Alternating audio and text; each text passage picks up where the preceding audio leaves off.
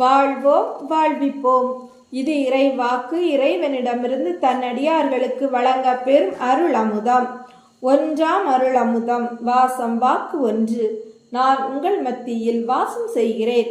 அன்பு கண்களை கொண்டு என்னை தரிசியுங்கள். ஆரவாரத்தை அப்புறப்படுத்தினால் மட்டுமே நீங்கள் அமைதியை ஸ்பர்சிக்க முடியும். வாழ்வோம் வாழ்விப்போம். இறைவன் ஞானவெளி மெய்பிரான் ஞான சித்தர் அருளிய கால்தடம் நூலிலிருந்து. தலைப்பு வால்மீகி. வால்மீகி காட்டில் வழிப்பறி கொள்ளை தொழில். மரத்தின் மீதோ மரப்புதர்களிலோ மறைந்து கொள்வார். கையில் அம்பு வில் கயிறு சகிதம் எதிரியை தாக்கவும் கட்டி போட்டு நகை பொருட்களை பறித்து செல்வதும் நோக்கம். தன் குடும்பத்தையே இந்த திருட்டு வழிபறி மூலமே போஷித்து வந்தார். ஒரு சமயம் வலை ஒன்றை மரத்தின் மேல் இருந்து கட்டி கொண்டு அவர் மரக்கிளையில் சாய்ந்து அமர்ந்து கொண்டு யாராவது வருகிறார்களா என்று பார்த்து கொண்டு இருந்தார். அது ஒரு போக்குவரத்து பாதை. எப்படியும் யாராவது இந்த வழியில் கடந்து போக வேண்டும் என்பது அவர் குறி. அன்றும் எப்போதும் போல் அவர் வலையை தயார் நிலையில் வைத்து கொண்டு மரத்தில் மறைந்திருந்தார்.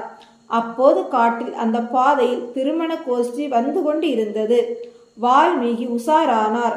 சரியாக மரத்தின் கீழ் திருமண கும்பல் வரவும் இவர் வலையை அவர்கள் மீது விழும்படி தள்ளினார். அத்தனை பேரும் ஒட்டு மொத்தமாக வலையில் சிக்கியதும் இவர் கையில் வில் அம்பு கத்தி வாள் போன்ற தன் பாதுகாப்பு ஆயுதங்களுடன் மரத்தை விட்டு பொத்தென்று சாடினார். அவர்கள் முன் கல்யாண கும்பல் பதறினர்.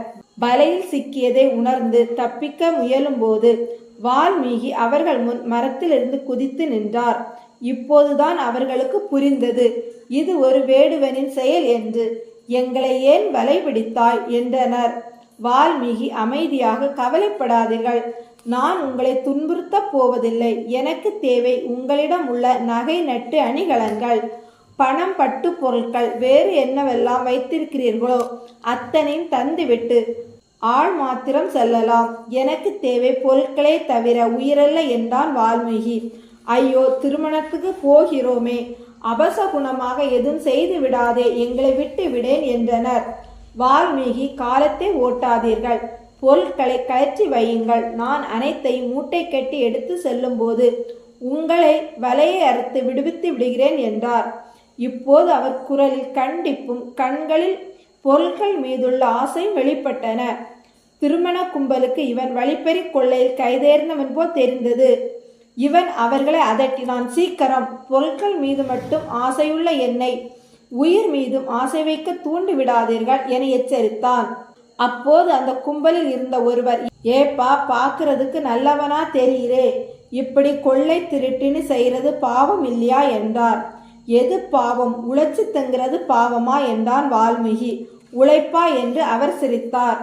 ஆமாம், இரவு முழுக்க காத்திருந்து வலையை கட்டி உங்களை மாட்ட வைத்து எல்லா நகை பொருட்களை பறித்து குதிரையில் ஏற்றி வீட்டுக்கு சென்று என் அம்மா, மனைவி, குழந்தைகள் என்று எல்லோரும் சுகமாக வாழ உதவுகிறேனே, இது உழைப்பில்லையா என்றார்.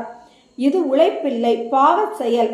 அடுத்தவர் பொருட்களை கதற கதற பறித்து அவர்களை ஏமாற்றி தள்ளுவது உழைப்பாகாது என்றார் கும்பலில் இருந்தவர். வால்மீகி சினத்தோடு, இதுதான் என் பிழைப்பு. அம்மா, மனைவி, குழந்தைகளை காப்பாற்றுகிறேனே, எனக்கு எப்படி பாவம் வரும் என்றார்.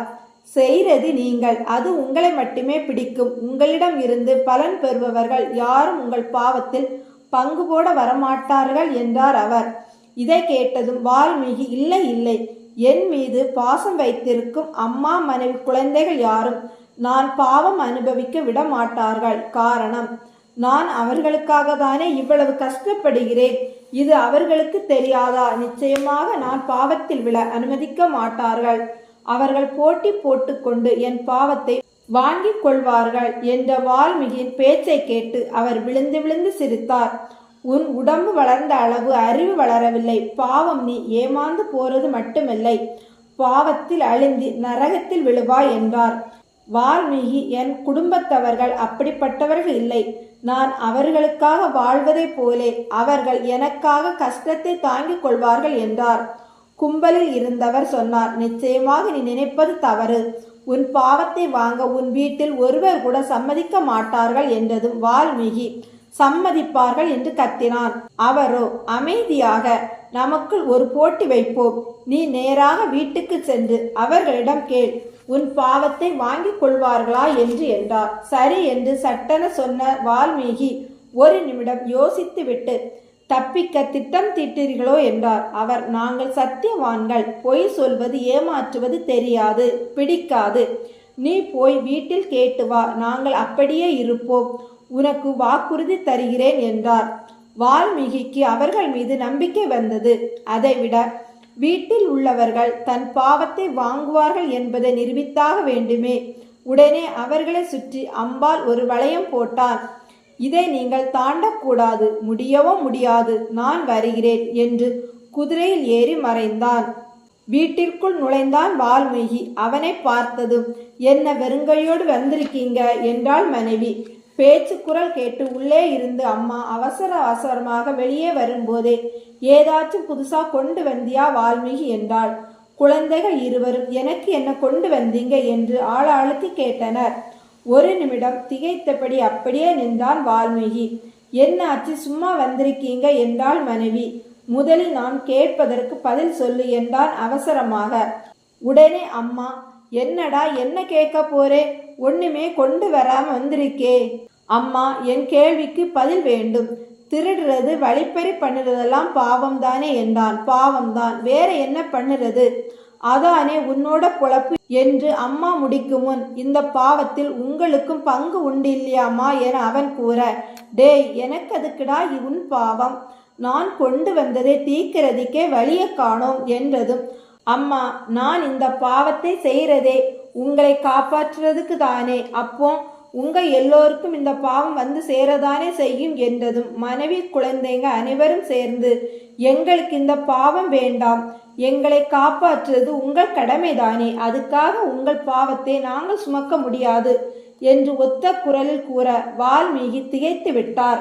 அவரை பெற்று நின்ற குழந்தைகள், பக்கத்தில் நின்ற மனைவி, கேட்டு வந்த தாய் எல்லோரும் பிரிந்து உள்ளே சென்று விட்டனர். வால்மீகி மட்டும் தனிமரமாக நின்றார். அவர் கண்களில் நீர் நிரம்பியது. மனம் வலித்தது. தான் ஏமாந்து விட்டோம் என்று கேவி கேவி அழத் தோன்றியது. பாசம் எல்லாம் வேஷம் என்றும் தான் அனாதை என்றும் உணர்ந்தார். மெதுவாக யாரிடம் சொல்லாமல் வீட்டை தாண்டி குதிரையின் மீது வந்து ஏறினார். குதிரை திருமண கும்பலின் முன் வலைக்கு முன் வந்து நின்றது. எப்படி வந்தோம் என்று புரியாமலே குதிரையை விட்டு கீழே இறங்கினார். உயிரற்ற பிணம் போல் தன்னை உணர்ந்தார். செல்லும் போது இருந்த வேகம், இப்போது இருக்கிற சோகம், அவர் எதையோ தேடுவது போன்ற ஓட்டம் அவர் தலையை குடைந்தது. அமைதியாக அந்த கும்பல் முன் மண்டியிட்டு அழுதார். நான் ஏமாளி, வாழத் தெரியாதவன், உலகை புரியாதவன், பாவ சுமையை தலைக்கு மேல் தூக்கி வைத்து தவிப்பவன், எனக்கு விடுவி ஏது, இனி எப்படி வாழ்வது, உண்மையில் யார் உறவு, யாருக்காக நான் வாழ்வது என்று கேள்விக்கு மேல் கேள்வி அடித்து கொண்டே போனார். கும்பலில் இருந்து வால்மீகியை போட்டிக்கு அழைத்தவர், என்னாச்சு, நான் சொன்னது உண்மைதானே என்றார். ஆமாம், என் கருத்து தவறு, நீங்கள் சொன்னதுதான் சரி, எனக்கு உங்கள் உடைமைகள் எதுவும் வேண்டாம் என்று சொல்லிக்கொண்டே கையிலிருந்த வில்லை எடுத்து மரத்தில் கட்டி இருந்த கயிற்றின் முனையை அம்புவிட்டு அறுத்தான். பலை விடுவித்தது. அத்தனை பேரும் வெளியேறினர். எல்லோரும் வால்மீகிக்கு நன்றி சொன்னனர். ஐயோ, எனக்கு நன்றி சொல்லாதீர்கள், நான் பாவம் நிறைந்தவன், நான் தான் உங்களுக்கு நன்றி சொல்ல வேண்டும், என் மாயையை அறுத்தீர்கள் என்று இரு கைகூப்பி வணங்கிவிட்டு தன்னிடமிருந்த வில், அம்பு, கத்தி, வாள் போன்ற அனைத்து ஆயுதங்களையும் தரையில் போட்டுவிட்டு நெடுஞ்சான் கிடையாக தரையில் வீழ்ந்தார். இவருக்கு உண்மை உணர்த்தியவர், நீ இனிமேல் இந்த பாவ செயல் செய்யாதே, இறை தேடுதலோடு அமைதியாக இருந்து தவம் செய், எது தேவையோ அது கிடைக்கும் என்றார். இவர் தலை அசைத்தார். அந்த திருமண கோஷ்டி கண்ணிலிருந்து பார்த்து கொண்டு இருந்தவரின் கண்கள் நீரால் நிரம்பியது. அவர்கள் சென்ற கால் தடத்தையே பார்த்தபடி நின்றார் வால்மீகி. வாழ்வோம், வாழ்விப்போம்.